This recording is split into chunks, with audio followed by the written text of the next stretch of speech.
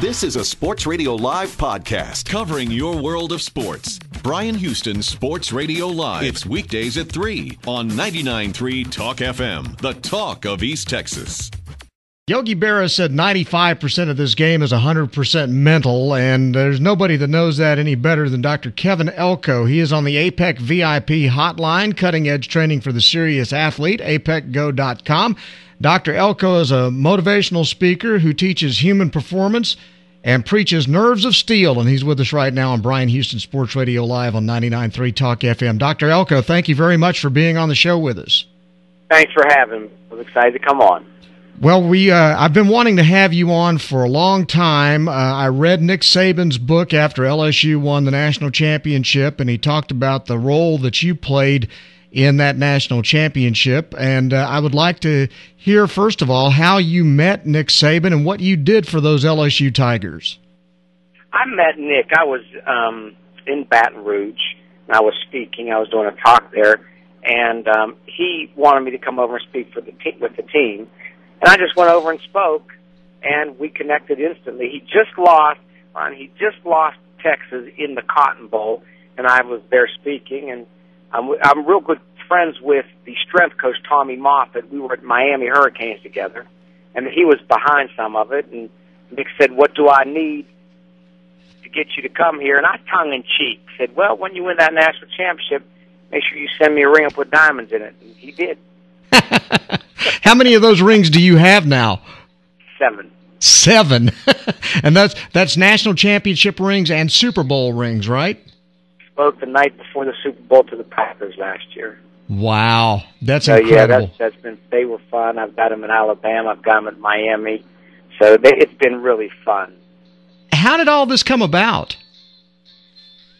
You know, everyone out there, all of your listeners, you know, I can see you as well. We all have a gift. If you think you have more than one, get married. They'll tell you don't. But we all have a gift, and I just developed it. And I'm really not that good at many things, but I developed it. I kept studying it, and it's the one thing that I kind of developed, and it worked out. And I started talking to teams, and I started talking to teams the night before big games, and I was lucky enough for them to go out and have good success. My name got out, word of mouth, and so I've been with a lot of really good, successful teams, and they've taken what I've said and made it their process, and it's gone really well. Saban being one of them. And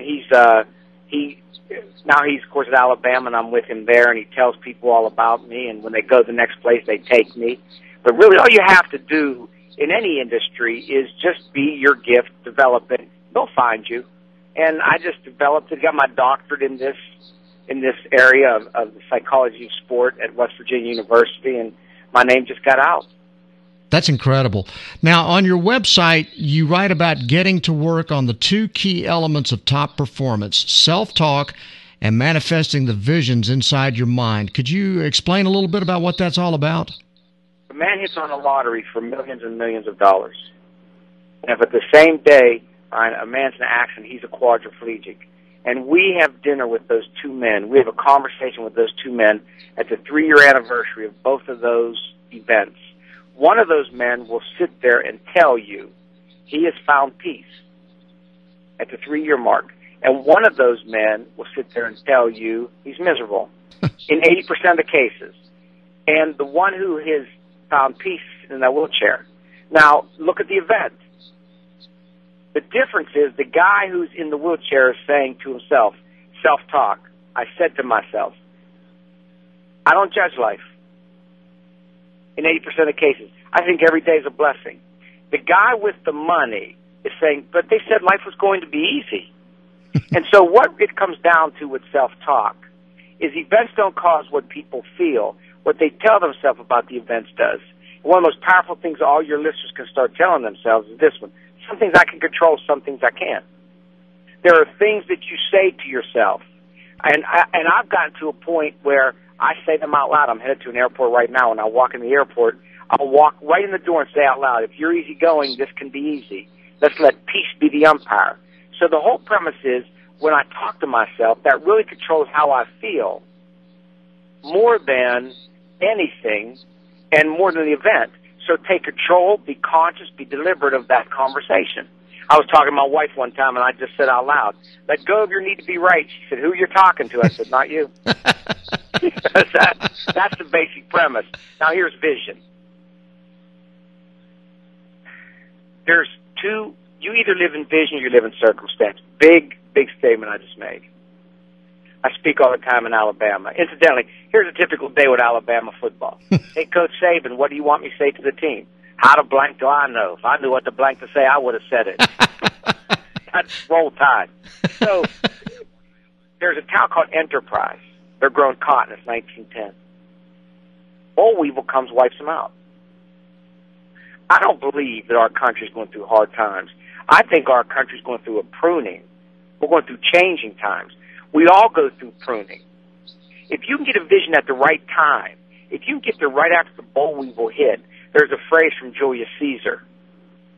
There's a tide in the affairs of men that taken at the flood leads to fortune. So the boll weevil wipes them out in Enterprise, 1910. Here's the circumstance, people. That's awful. That's terrible. Here's the vision, people. Brand new crop called the peanut. They found it. They plant it. It catches on. You know, it's in the middle of town, in Enterprise, a big statue of an insect. And underneath it says, "Thank you, Mr. Boll Weevil, for the role you play in our prosperity." Wow. You have, look, if somebody listening to this wonderful program that you've got established here has got a kid that has challenges, get a vision. If somebody's out of work, get a vision. Keep recreating your life. The boll weevil hits all of us. When I was with Nick Saban and we walked in Alabama, the boll weevil just came through there. We got a vision. And every single time it happens, you either live in vision or you live in circumstance. That's the whole deal in a nutshell I do with Live in Vision. Keep getting one. Don't sit and complain. Hey, Bryan, the most dangerous thing your listeners can do, complain. Stop it. If you complain, you'll remain. The words out of your mouth are your prison bars. Wow. Stop complaining. Outstanding. Now, when you talk to a football team, like you talk to LSU and you talk to Alabama, what kind of self-talk do you instruct them on? Here's one of the phrases I use. No judgment. Don't judge what happened. But here's the biggest phrase. I'm with the University of Miami. We're in the national championship. We've got to kick a field goal to go into overtime. We're playing Ohio State. Trestles calls a timeout. Larry Coker, the head coach of Miami, walks the field goal kicker in front of me. And you know what I start saying to him? Trust. Trust. Trust your body. Trust your leg. Trust. And the referee's saying something. Another timeout. Trust. Trust. I have to trust. We don't trust anymore. I have to trust the coaching I'm getting. I have to trust my own body. I have to trust the other teammates. Now, does that mean that sometimes they will disappoint you? Absolutely. Abraham Lincoln phrase coming. It's better to trust all the time and sometimes be disappointed than trust none of the time and your life not work. So I would trust. He kicks field goal, we go into overtime. That's one of the phrases I have. Here's the best one I use these days. Got it from Monty Kiffin when he was the defensive coordinator of Tampa Bay. See a little, see a lot. See a lot, see nothing. Keep your eyes focused. You don't need to see everything, but keep your eyes focused on what you need to look at. That's the same with business. That's the same with parenting. Keep your eyes focused. So one of the phrases I have players saying is see a little, see a lot, see nothing. Another one is trust. Read and react. Phrases like that. And so really what you're trying to do, Bryan, is you're trying to keep yourself on process, not results. That's why you say things like see a little, see a lot, trust. Those are some of the phrases that I use. You're saying some things that we're hearing out of Jason Garrett's mouth right now. Have you worked with him? You know what? When I was with the Cowboys, and I love him, Jason was a player, brilliant. You know, came from a family. His father was a loved, long-time scout there. He's special. You know, he's a real special guy. I have not worked with him specifically, but as a player, he's heard me speak. I'm fond of him. He's a real bright fella. And, you know, if I were, what would I tell Tony Romo? Trust. You know, sometimes you try to make a play. Here's the difference, Bryan. You really don't make a play. You keep putting yourself out there, and the play finds you. Deion used to have a beautiful line. He used to say, the play doesn't care who makes it, Deion Sanders. What he was saying is, keep putting it out there and the play will find you. I was with the Packers this last year, and in the last drive, Aaron Rodgers, we had first and goal. He didn't throw the ball into the end zone. And I'm screaming, throw in the end zone. He's much better than I am. He made the read. He trusted what his eyes saw, and he took what was given him. A lot of quarterbacks would have thrown it into the end zone, and we had to, of course, kick a field goal. And the defense, he trusted that the defense would have stopped Pittsburgh, and he trusted that he didn't have to do it himself. He just did what was given him. Bryan, plays, you don't make plays. You will make mistakes trying to make the play. If you keep putting yourself out. Now, here comes a Jason Garrett story that was perfect. He went to Miles Austin. I think that's how you say his name, the wide receiver. I don't follow them that much anymore, but I did follow this story. Sure. He goes, you never know when the play's going to show up. So even when the ball, he was an assistant there, it was about a year ago. Even if the ball doesn't come your way, go hard every play. So when it does show up, you showed up. He caught like a 70-yard pass in the third period, and he told the story. I probably would share a little bit of that with Tony. We're trying to make that play. Do the system that you're taught. Do the system that Jason, who's a bright, brilliant man, taught you. That play will find you. Would you come up here and visit with him for like a month right now? But you know what? My wife has got me being worked on full time, so I don't have time to come up there. I think the franchise can take off. I loved it when I worked with Jerry. There's so many things about Jerry I really enjoyed. How long? When was this when you worked with them? I was there during the Chan Gailey era. Okay. You know, and so it was. And I'm friends with Chan. We had a good thing when I was there, and I really do think that they can win. And one of the things that place has is there's not many people who wants to win as bad as Jerry. Mm-hmm. So he's absolutely a fanatic about it, but sometimes as a Cowboy fans here believe he just can't get out of his own way. You know, for me to make a comment, really, Bryan, about that means I was a good GM and I know how to do it.